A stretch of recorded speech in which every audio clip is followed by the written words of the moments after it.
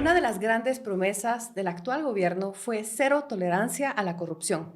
Pero con un ministerio público hostil, ¿qué tanto puede hacer este gobierno para cumplir esta promesa? Bueno, hoy hablaremos con una persona que es clave para entender las medidas que el gobierno está tomando y con quien verdaderamente es un gusto volver a coincidir, ahora en una forma distinta, porque tengo que decir que hemos coincidido muchas veces, pero esta es la primera vez que tengo el gusto de entrevistarlo.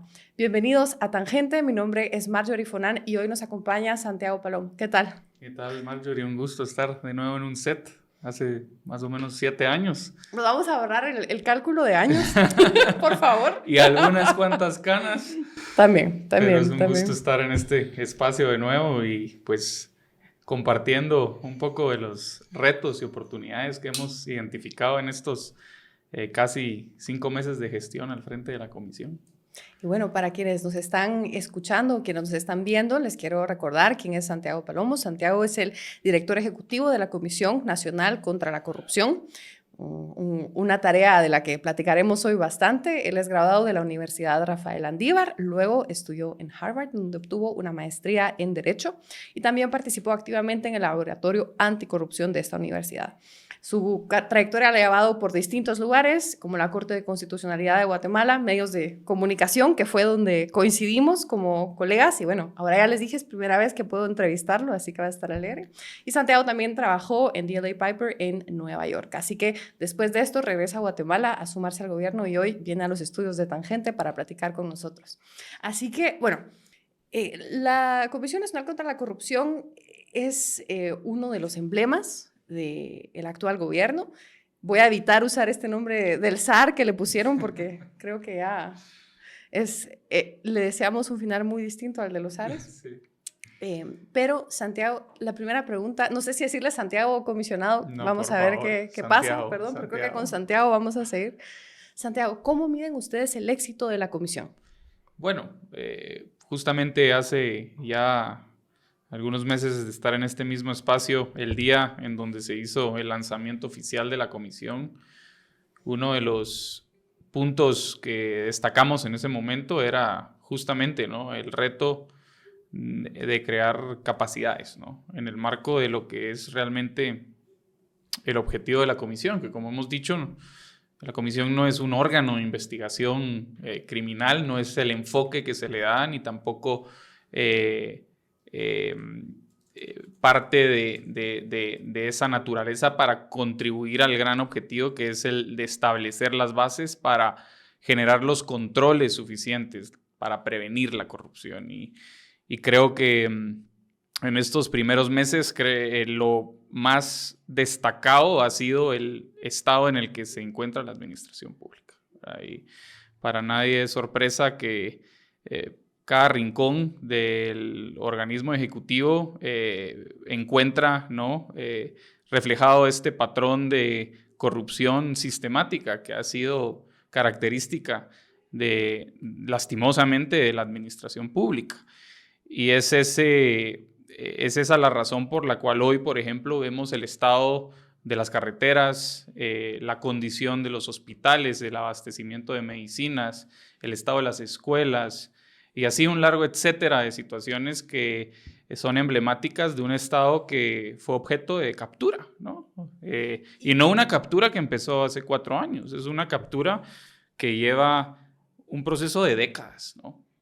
Entonces, cuando uno hoy advierte la situación en la que se encuentra el país, el estado de los servicios públicos, es justamente la razón de ser de por qué la comisión se constituye justamente en ese brazo para lograr desarrollar, ¿no?, las políticas que le pongan freno a este continuo, como yo he manifestado, es un continuo de corrupción y de impunidad, por supuesto. Ahora, hemos visto también a la comisión tomar el rol, por ejemplo, de denunciar. Hablando, digamos, de esta idea de cómo miden ustedes el éxito de la comisión, ¿se mide, por ejemplo, en la cantidad de políticas que se crean o en la calidad de estas, o tal vez incluso en el número de denuncias que plantean? Sí, bueno, hay que destacar, la comisión no es la que denuncia directamente, son los ministerios y las secretarías. Ustedes los acompañan. Nosotros damos un acompañamiento técnico, ¿no? Y realmente a desembocado en lo que se refleja hoy en el tablero,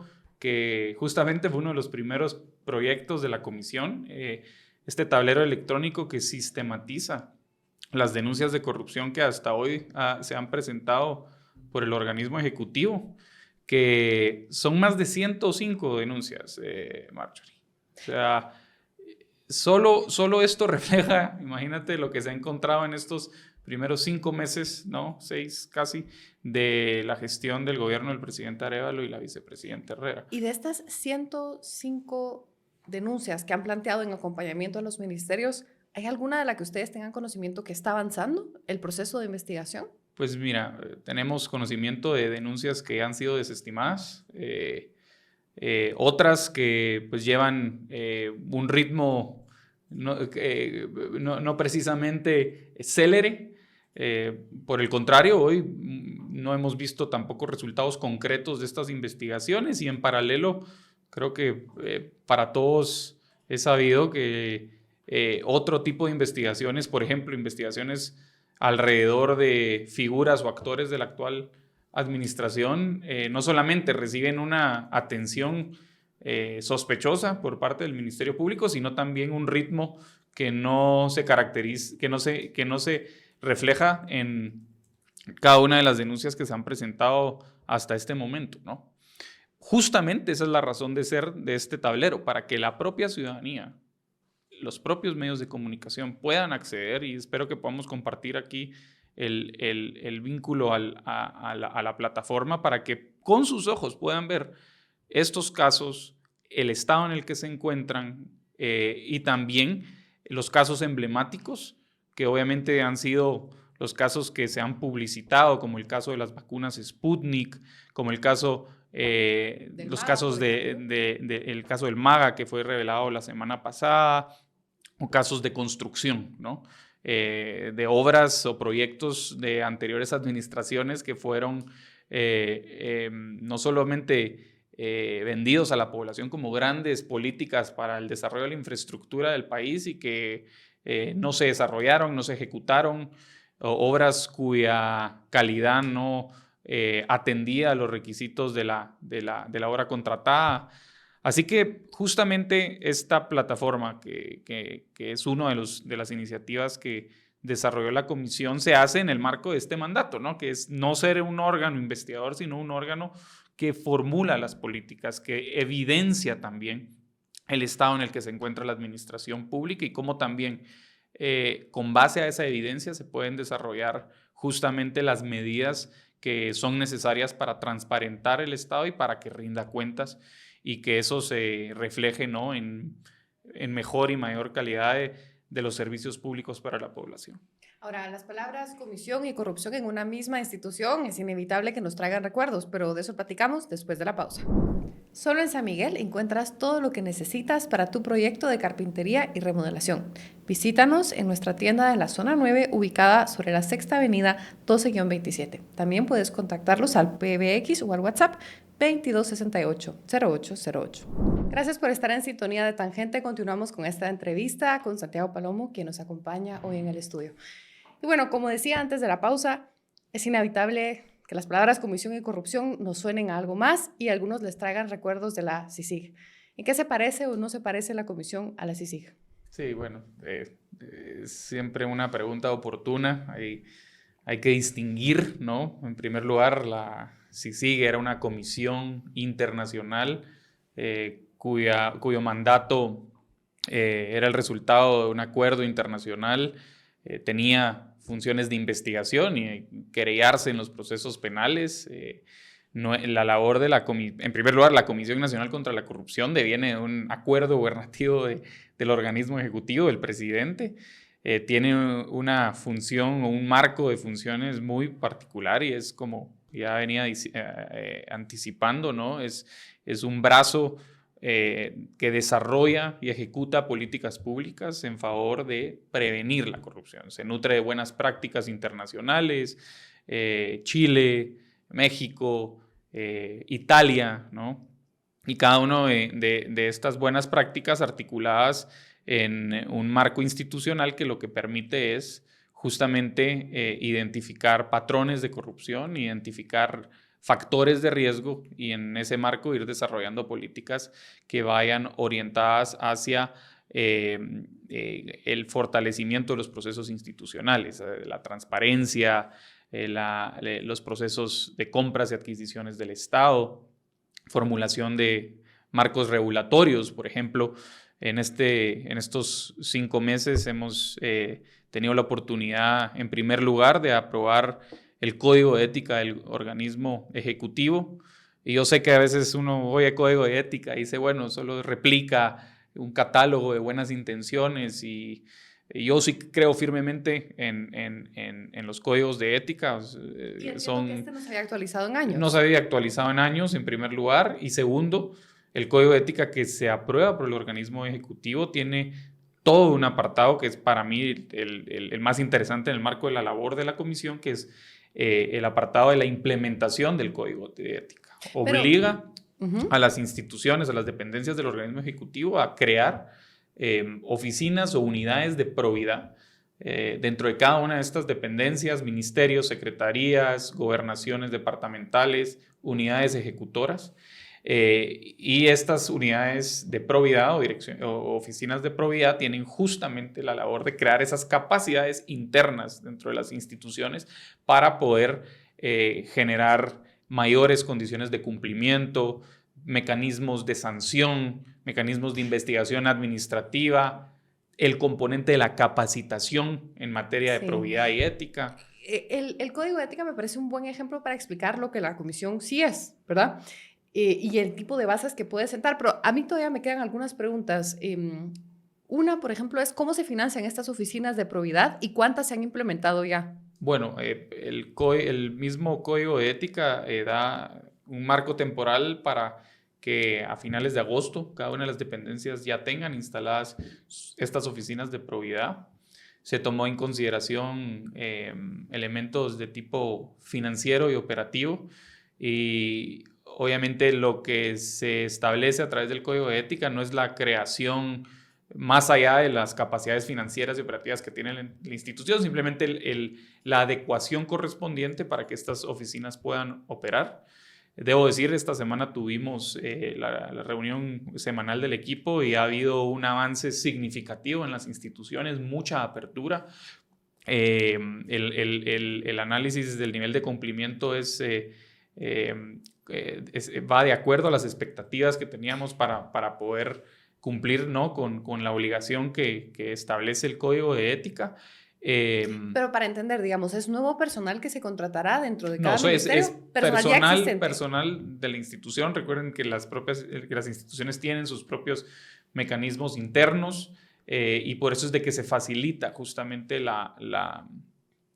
establecimiento de estas oficinas de probidad por medio justamente de la disposición contenida en el acuerdo gubernativo. Esto se toma como una buena práctica en el Ministerio de Trabajo, por ejemplo. Ellos iniciaron con la creación de su oficina de probidad, que ya cuenta con capacidades personal. Fue capaz de desarticular una red de venta de visas en la propia institución y un modelo ciertamente para las demás, ¿no? Así que obviamente estas medidas, ¿no? contribuyen, ¿no? a sentar las bases para ir teniendo mejores mecanismos de control interno, como en cualquier estándar de cumplimiento en las instituciones, tanto públicas como privadas. Hemos acompañado este proceso de la implementación del Código de Ética con otra de las medidas que hemos venido trabajando desde que se conformó la comisión, que es la presentación de una iniciativa de ley de denunciantes anónimos, que es conocida en inglés como Whistleblower Protection, protección de denunciantes, que es uno de los retos que hemos encontrado desde que asumimos, ¿no? Es que hay gente denunciando hechos o que quiere denunciar hechos, pero no encuentra las plataformas institucionales para hacerlo, ¿no? Y Guatemala, no solamente como signataria de la Convención de Naciones Unidas contra la Corrupción y la Convención Interamericana contra la Corrupción, tiene una obligación de promover legislación y políticas en favor de denunciantes anónimos, sino que también es un es uno de los grandes déficits que hay hoy a nivel del ecosistema institucional, de poder brindarle a los denunciantes plataformas para poder hacerlo y que propendan a la protección de su integridad física, a la protección de su identidad, a la estabilidad laboral, ¿no? Condiciones. Claro, que denunciar implica pierdo mi trabajo, claro, ¿no? O sea, hay un riesgo muy grande. Hoy un denunciante tiene un riesgo muy grande porque primero hay muy poca confianza en las instituciones a las cuales se les ha encomendado la labor de investigar, naturalmente el Ministerio Público. Y en segundo lugar, existe obviamente parte de este patrón sistémico de corrupción, temor, ¿verdad?, de que existan represalias de diferentes índoles. Y por eso es de que uno de los presupuestos para poder llevar a cabo un proyecto de lucha contra la corrupción sólido es poder generar una cultura de denuncia, ¿no? O sea, uno va a cualquier país civilizado en el mundo y tienen mecanismos en marcha que protegen a los denunciantes anónimos y generan esas condiciones para que se pueda denunciar, porque es la única forma que tú puedes llegar a conocer un hecho.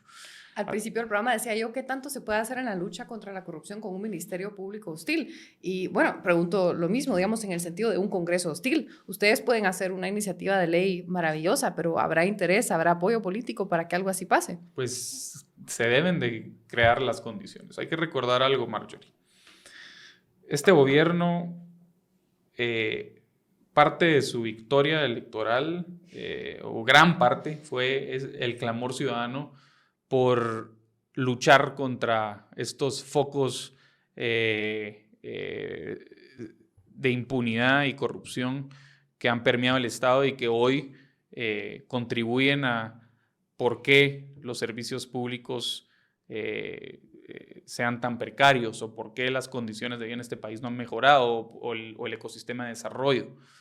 Y es por ello que parte de este proceso de transformación es poder desarrollar, ¿no?, medidas que contribuyan para ese fin. Y por eso es de que a la pregunta, yo sí creo firmemente que políticas como la ley en materia de protección de denunciantes anónimos contribuye a ese clamor popular, a lo que le espera a la gente, a ir generando esas bases para la gran transformación que el país requiere. El gran reto que ustedes tienen es que cuando las personas en general pensarán en lucha contra la corrupción, se imaginarán, no sé, los jueves de CICIG o a ciertas personas renunciando a sus cargos y enfrentando cargos penales, pero es claro que este no es el rol de la comisión, ¿verdad?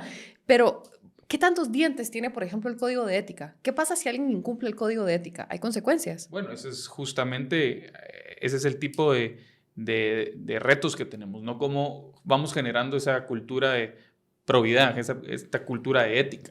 No solamente depende de una institución, claro, existe la voluntad desde el organismo ejecutivo por poder desarrollar las bases por medio de las cuales se generan los controles necesarios, pero justamente la mejor fórmula para poder llegar a ese punto que tú dices, cómo podemos ir generando a nivel de Estado, a nivel de instituciones públicas, los parámetros suficientes para que exista primero la resistencia a querer incursionar en actos graves de corrupción, y pasa justamente no solamente por el organismo ejecutivo, pasa por todo el aparato institucional, involucra un ministerio público realmente comprometido con su labor de ser el responsable de la investigación criminal, una Contraloría General de Cuentas que cumpla también con su labor de verificar el gasto público, y así podemos ir viendo una superintendencia de bancos que realmente contribuye a su función de generar inteligencia financiera, identificar riesgos en transacciones sospechosas, por ejemplo.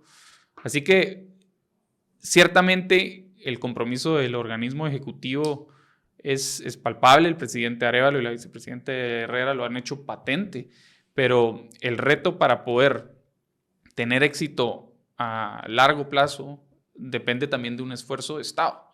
O sea, entiendo lo que usted me dice, es en este momento el código de ética y por cómo está diseñado aún no tiene dientes, pero después de pasar por una serie de nueva legislación y eventualmente puede llegar ahí. Sí, no, pues existen mecanismos internos, justamente las oficinas de probidad y los propios lineamientos y procedimientos internos de las instituciones, como en cualquier empresa, en cumplimiento o de acuerdo a estos estándares de cumplimiento, establecen mecanismos internos de control, ¿verdad?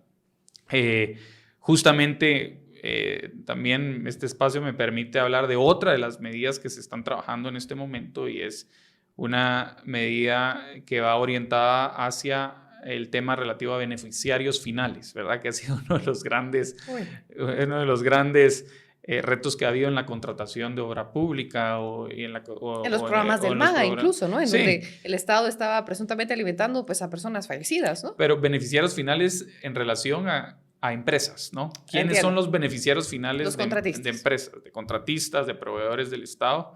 Hoy la Comisión ha asumido un rol de liderazgo para promover reformas institucionales que no dependen del Congreso, sino son reformas a ciertos reglamentos para poder obligar a contratistas de obra pública, a proveedores de medicina, a tener que enlistar beneficiarios finales. Hemos estado en un proceso técnico de trabajo interinstitucional y estamos trabajando sobre un cronograma para obtener esta medida lista, porque para que la audiencia lo entienda mejor, obviamente uno de los grandes retos que ha habido en lo relativo a la contratación en la administración pública es que generalmente no sabes quién se beneficia de una empresa. La empresa pues tiene un velo corporativo que lo único que te puede revelar es quién es el representante legal, pero eso no te dice nada acerca de quién realmente se beneficia de estas estructuras. Que lo que sabemos y hemos visto son patrones que están asociados a actores políticos relevantes, ¿no?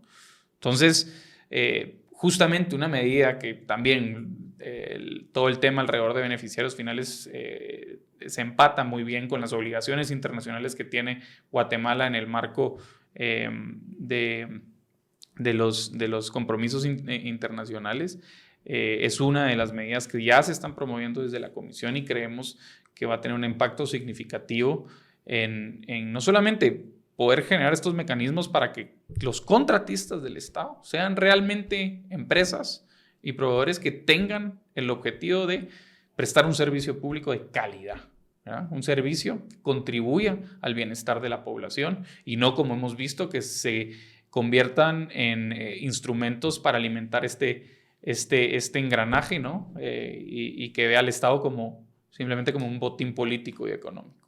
Ahora, la comisión, digamos, no existe en un vacío y una figura, pues, tal cual se había generado ya en 2020 bajo la administración de Alejandro Yamatei. Y en ese entonces, cuando se presentó la comisión, se dijo que la forma de trabajo de la comisión contra la corrupción iniciaría con la recepción de denuncias, luego se procedería a la investigación sobre la veracidad del hecho y de resultar cierto se trasladaría al Ministerio Público para su debido proceso. ¿Qué parte de esta lógica de las funciones de una Comisión Nacional contra la Corrupción se ha mantenido en la versión actual de esta comisión? Sí, no, bueno, la naturaleza de la Comisión Nacional contra la Corrupción que yo dirijo es distinta a la de la anterior Comisión Presidencial contra la Corrupción. Por ejemplo, investigación Nosotros apoyamos directamente a los ministerios, a las secretarías y otras dependencias del Ejecutivo a sus propios procesos de auditoría. También alertamos cuando existen parámetros de riesgo o inclusive investigaciones periodísticas, que son realmente elementos que contribuyen a la labor de lucha contra la corrupción. Yo lo he insistido. El proceso de lucha contra la corrupción no solamente representa el lado institucional, que ya lo mencioné cuando hice el rompecabezas de cuáles son estas instituciones del Estado que deben estar articuladas para poder generar los cambios sólidos que se requieren en el Estado, sino también la parte de la auditoría social y periodística. Y es ahí donde, por ejemplo, la labor que han desarrollado colegas tuyos en diferentes medios también sirven para alertar no solamente a la comisión, sino también a las diferentes dependencias involucradas a también tener investigaciones internas y que partiendo de eso se pueda determinar los alcances y presentar las denuncias que pudieran corresponder. O sea, usted nos decía, 105 denuncias se han planteado. Entiendo que una parte es similar, otra parte es distinta. ¿Cómo es actualmente la relación de la comisión con el Ministerio Público? Bueno, las denuncias, como tú has dicho, se fueron presentadas al Ministerio Público. Hay un reto muy grande cuando advertimos que tenemos al frente un Ministerio Público que no solamente no encuentra un compromiso con la lucha contra la corrupción, sino que hoy se convierte en un aliado de la impunidad.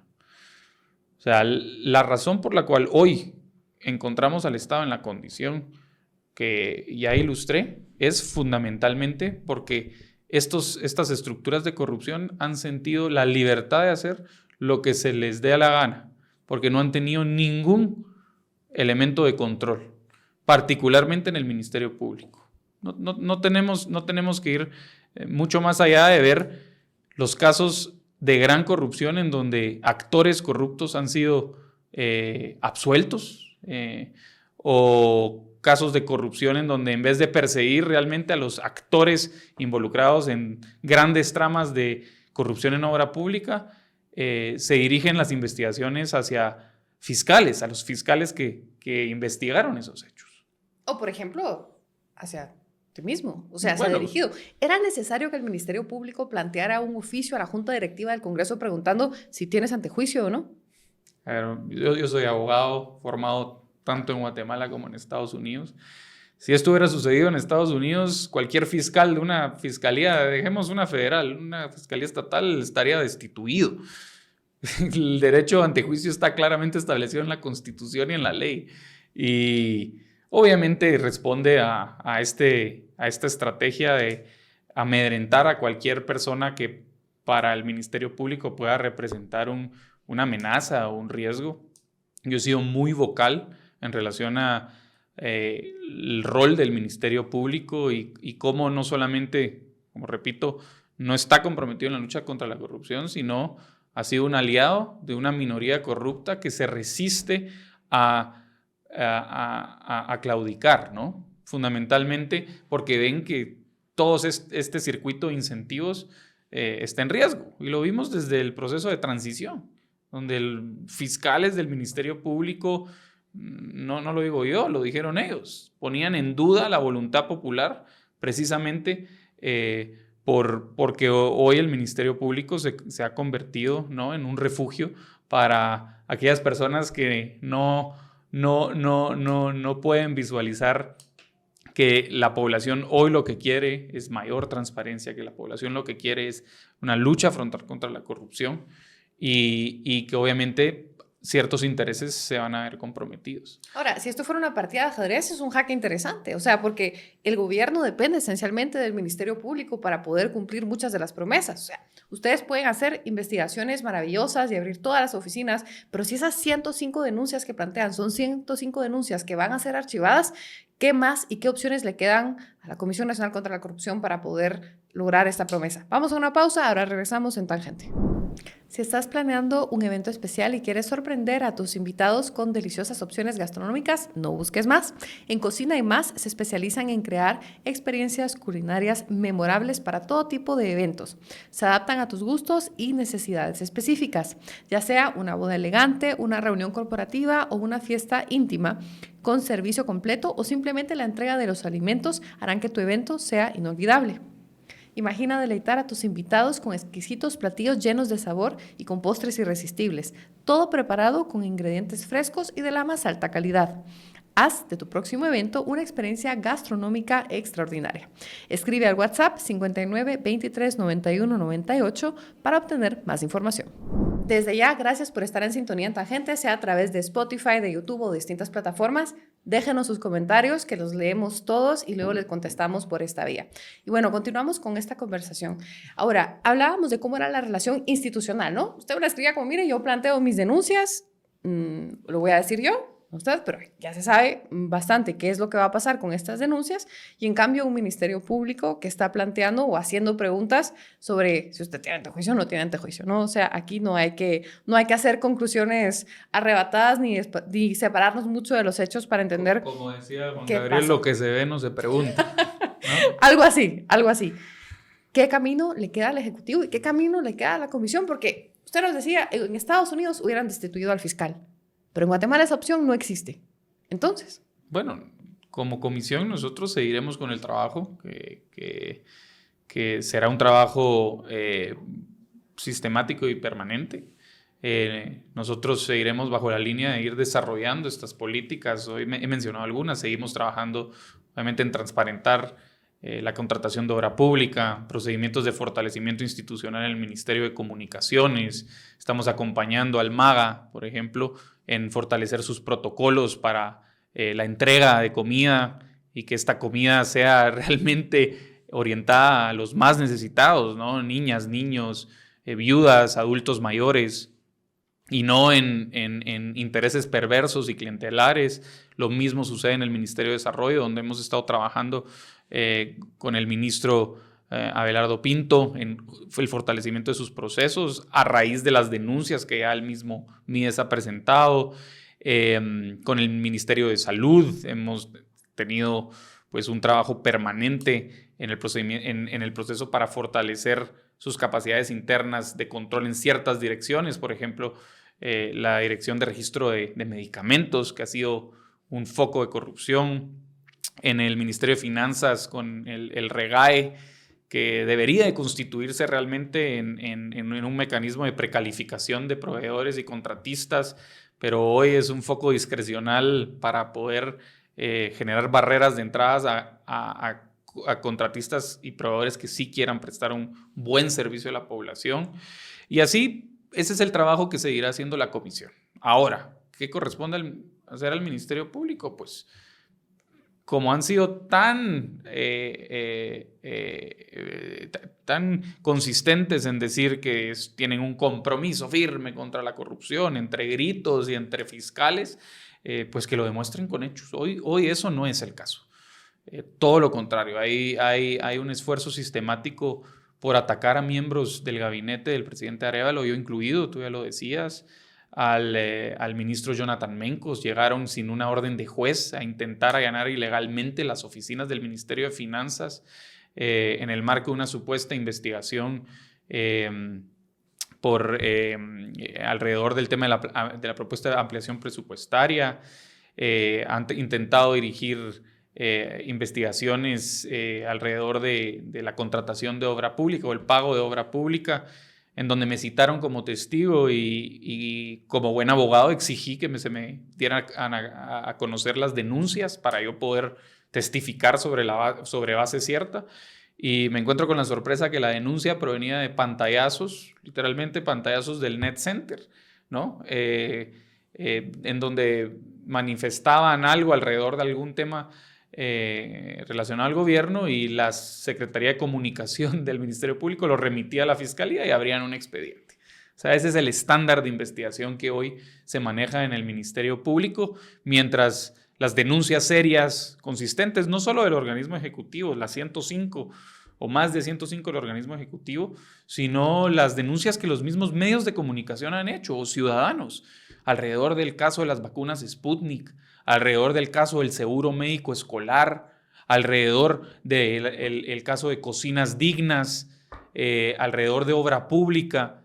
Y esos casos hoy no tienen resultados y están a la vista de la población. Entonces, a tu pregunta, ¿qué nos queda? Pues, en primer lugar, hacer nuestro trabajo, pero también exigirle a la institución que tiene el mandato de investigar que lo haga. Y si no, pues también que se le exija, y como se ha hecho, que rinda cuentas. Y si esas cuentas no son compatibles con lo que se espera de la institución, pues obviamente lo que se ha planteado es la necesidad de remover a la persona que hoy ocupa ese cargo, ¿no? ¿Quién investiga al investigador y quién juzga a los jueces? ¿No? La pregunta a la que terminamos revisando siempre. Otro actor relevante es la Contraloría General de Cuentas. ¿Cómo está la relación de la Comisión con la Contraloría? Hemos tenido algunos acercamientos. hay espacio de oportunidad siempre que exista una voluntad real. Obviamente, la decisión de emitir un acuerdo por medio del cual se restringía información de orden de carácter público fue censurada por mí, por el presidente.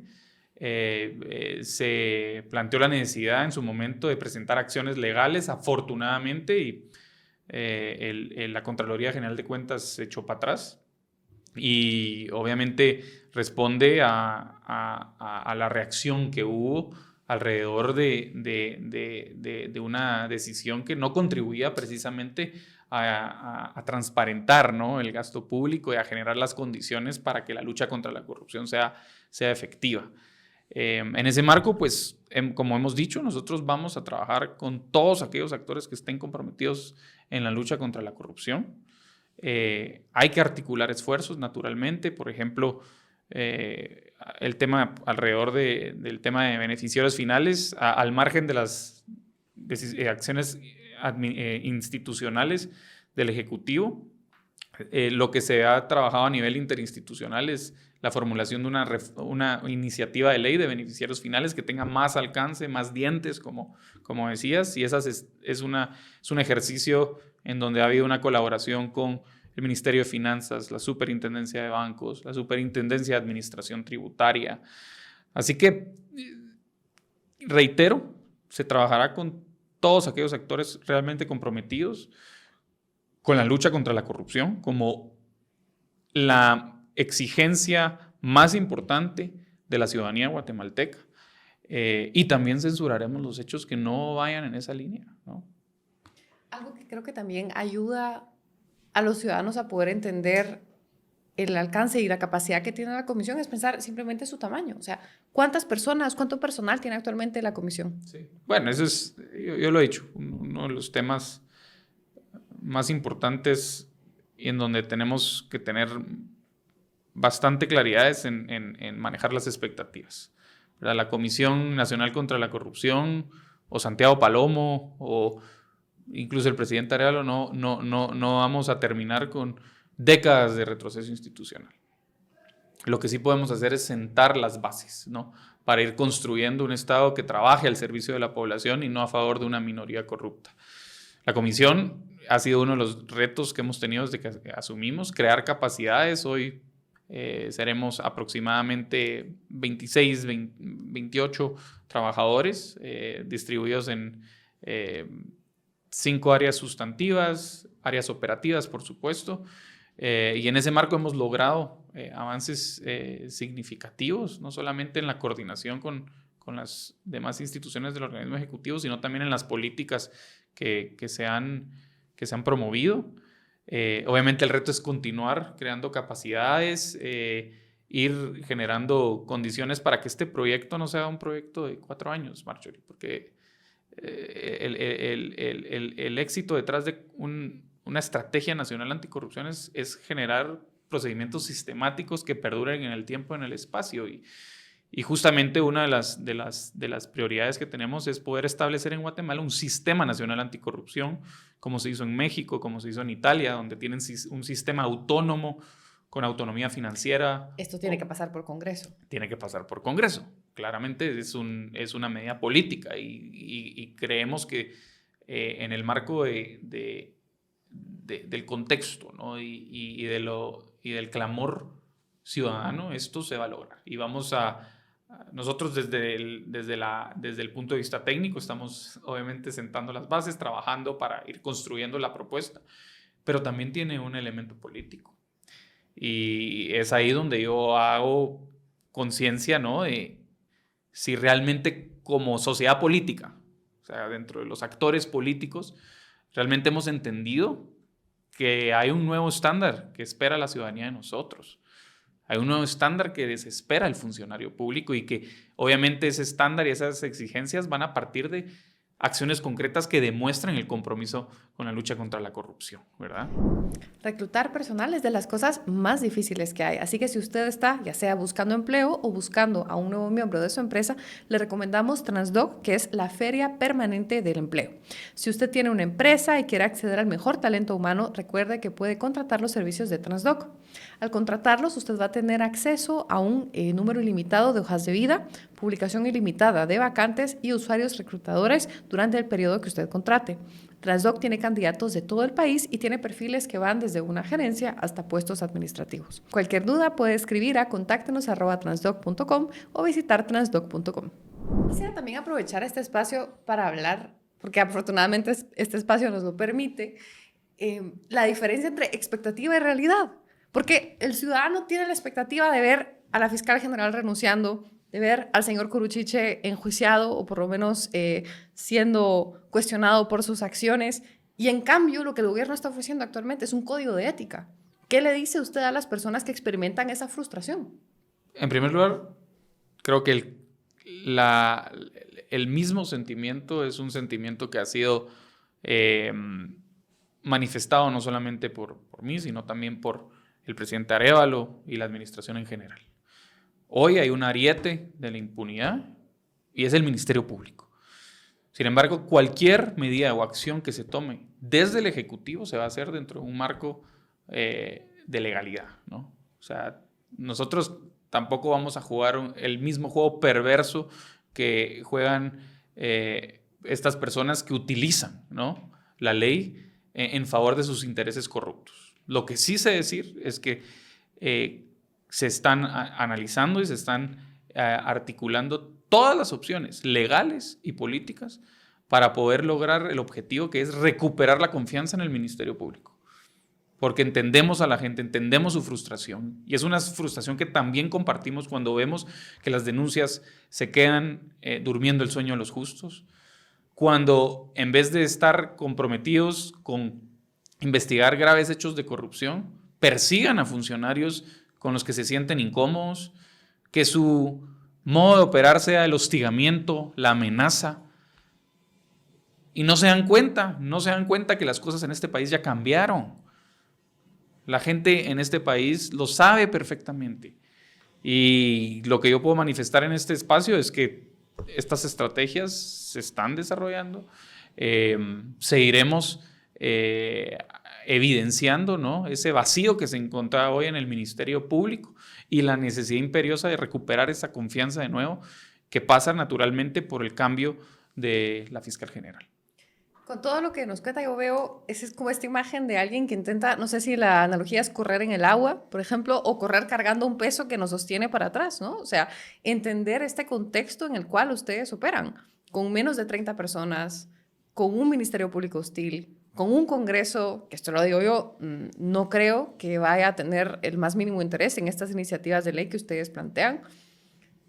Y eso me lleva a algo que hoy me parece relevante. El Congreso no aprobó un estado de excepción, un estado de calamidad, cuando todos estábamos respirando aire contaminado y había incendios.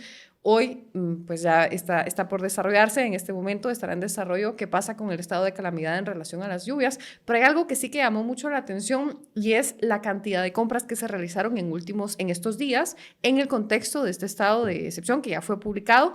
Independientemente de lo que pase en el Congreso, se podrían realizar compras. ¿Hay algo en el Código de Ética que pueda aplicar a estas compras que se realizaron? Porque, a ver, para que esto se haya podido realizar y concretar una compra, tuvo que haber una preparación previa. Y algunas de estas ya fueron adjudicadas. ¿Hay algo en el Código de Ética que pueda supervisar o ver la forma en la que se hicieron estas adjudicaciones? Sí, pero más allá del Código de Ética son también los parámetros por medio del cual la propuesta del estado de calamidad establece que podrán realizarse, ¿no?, las adjudicaciones.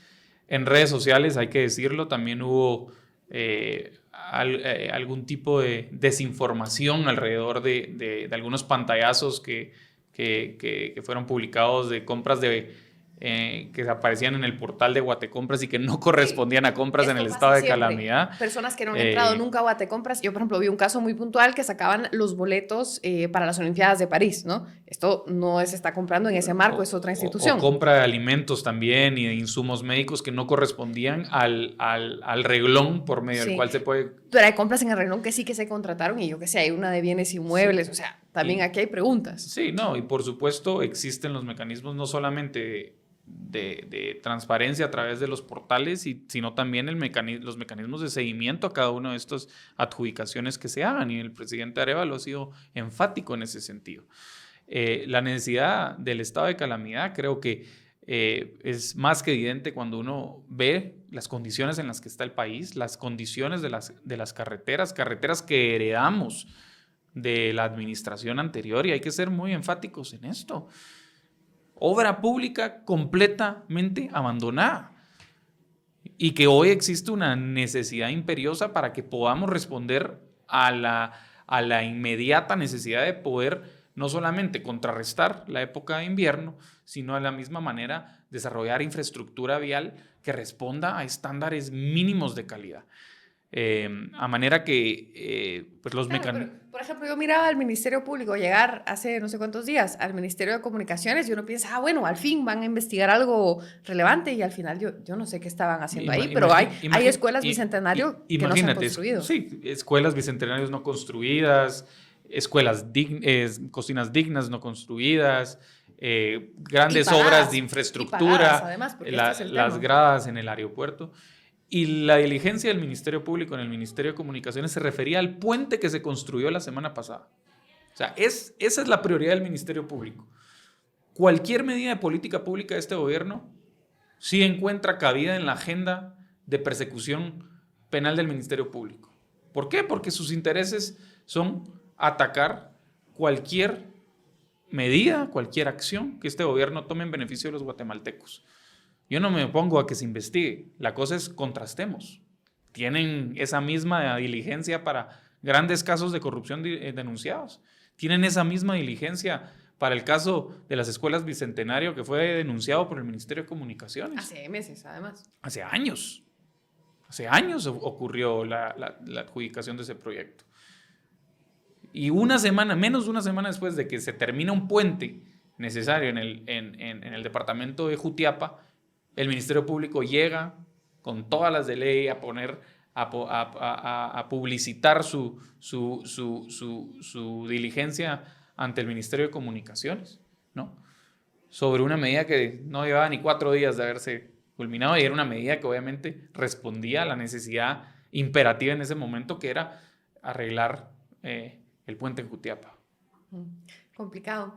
También hay un periodo de gracia que al gobierno se le está terminando, ¿no? Ya en términos de opinión pública, esto es normal, pasa con gobierno entrante, siempre es más fácil hacer oposición que hacer gobierno. Y sí quería destacar, o sea, coincido en el tema de hay mucha desinformación, hay actores alineados en contra, Congreso, Ministerio Público, pero también hay un porcentaje de crítica que es válido, ¿no? Por ejemplo, recientemente toda esta cobertura sobre la alimentación en las AAS, ¿no? Que si los jamones, que si el pastrami, que si la tilapia. Y hay una respuesta, a mi parecer, bastante desafortunada de la Secretaría de Comunicación de la Presidencia. Es decir, estos videos diciendo esta información es falsa. A mí esto me recuerda mucho a lo que vimos en la administración pasada y no creo que esté a la altura de la actual administración. A ver, o sea, yo he destacado el rol de la prensa, no solamente es importante, sino necesario en cualquier sociedad democrática. Y a lo que me compete, o a lo que compete en el marco de mis atribuciones, el rol de la prensa no es el de ser un enemigo, al contrario, es un aliado en contribuir a cómo fortalecemos este ecosistema de transparencia. Claramente hay retos por delante. Asumimos un Estado con estructuras, procedimientos que no se hicieron de enero a hoy, del 14 de enero para hoy, ¿no? Estamos en vísperas de los 6 meses de gobierno. Son procesos que se deben de atender, ¿no? Primero para evitar, ¿no? que cualquier procedimiento en donde estén involucrados fondos públicos sean utilizados no en beneficio del bienestar de la población. Y de la misma manera, generar condiciones por medio de las cuales estos procesos se puedan auditar y que tengan una trazabilidad mínima, que no haya discrecionalidad, que no haya sobreprecio. Hemos obviamente tomado nota de las notas periodísticas que han salido alrededor de este tema, así como otros, y creo que de manera muy transparente ese es realmente nuestro reto, demostrar con acciones concretas que se pueden atender estos desafíos con medidas concretas que contribuyan a que estos patrones que puedan venir, ¿no? de décadas, como digo yo, de construcción institucional cesen, ¿no? Para concluir esta entrevista, Santiago, quiero hacer una pregunta y que nos salgamos un poco de la coyuntura, ¿no? Por supuesto que la corrupción siempre se ve como algo malo. Y a veces es oportuno explicar también, la corrupción muchas veces tiene una función, existe por alguna razón. A veces surge en respuesta a la inoperancia del gobierno o surge porque es una forma de resolver cosas que no se resuelven de otra forma. Y aquí ya hablando de forma abstracta y después de la experiencia que ha tenido usted en estos meses, ¿cree que existe un mundo en el cual el Estado de Guatemala pueda operar sin corrupción? A ver, muy buena pregunta. Podríamos tener otros 4 programas alrededor de la filosofía, alrededor de la reflexión que haces. A ver, la corrupción existe aquí en China, en Dinamarca. O sea, erradicar completamente la corrupción es un esfuerzo fútil, ¿no? Lo que sí hay que romper es con el componente estructural de la corrupción, cuando la corrupción se convierte en la regla o en el propio sistema, y eso es lo que heredamos en Guatemala. El gran legado que la administración del presidente Arévalo y la vicepresidenta Herrera puede dejar es precisamente romper con un patrón que no empezó hace 4 años ni 8, es un patrón que viene de décadas. El Estado debe estar al servicio de la población, los servicios deben de estar ahí. Y si bien es cierto, sé que en 4 años no vamos a cambiar una realidad estructural por las razones que menciono, sí estoy convencido que se pueden sentar las bases, y se pueden sentar las bases también con esta idea de que el funcionario público debe ser reflejo de la integridad, ¿no? Que el funcionario público está ahí para servirle a la gente, y romper con la noción de que el funcionario público debe servir única y exclusivamente para intereses clientelares y mercantilistas. Esta población merece una mejor calidad de funcionarios públicos. Esta sociedad merece que el país incursión en una agenda de desarrollo pleno, una agenda de desarrollo para todos, ¿no? Donde haya prosperidad y que no vivamos o advirtamos estos focos de miseria y marginación, que son producto de este patrón de desigualdad también, que eso es un tema que también hay que agregar dentro de esta ecuación. O sea, la corrupción también se nutre o tiene una relación simbiótica, ¿no? Con este patrón de desigualdad y marginación hacia los más vulnerables en Guatemala. De manera la manera de atajarlo es teniendo una visión integral. Yo mencioné, como les dije, la parte institucional, pero hay una parte en donde la sociedad civil juega un rol protagónico. Y desde la comisión hemos involucrado a la sociedad civil, a la representación del liderazgo de pueblos indígenas, sector privado, sociedad civil y academia, para poder conjugar los esfuerzos necesarios para generar una gran transformación que requiere de todos, no solamente requiere de una persona. Claro, la voluntad política del presidente y la voluntad política del gobierno es importante, pero no suficiente. Requiere el apoyo de la población, requiere un esfuerzo sistemático, estratégico, para que podamos tener los resultados que queremos a largo plazo, y ese es el compromiso que yo hago patente en este espacio, y de nueva cuenta también la razón por la cual yo regresé a Guatemala, convencido que a manera en que vayamos cerrando el chorro de la corrupción, generaremos mejores condiciones de vida para los guatemaltecos. No es un camino fácil, el que están recorriendo, pero estoy segura de que la gran mayoría de la población en Guatemala les desea que puedan lograr sus objetivos y que puedan lograr estos cambios en todo lo que están planteando. Veremos qué pasa con el Congreso, veremos qué pasa con el Ministerio Público. Santiago Palomo, comisionado, muchas gracias por acompañarnos en Tangente. Gracias, Marjorie. Gracias a la audiencia. Salud. Y a ustedes que llegaron hasta ahí, bueno, si llegaron hasta aquí es que el tema les interesa y ayúdennos compartiendo este episodio con más personas que pueden estar interesadas en este tema. Ya lo escucharon en palabras del comisionado Santiago Palomo. Esto es lo que está pasando actualmente, estas son las prioridades, lo que es y lo que no es la comisión. Mi nombre es Marjorie Fonan, me pueden encontrar en redes sociales y siempre es un gusto leer sus comentarios y sus preguntas para que la conversación siga en los comentarios de esta publicación. Gracias por estar con nosotros en un episodio más de Tangente.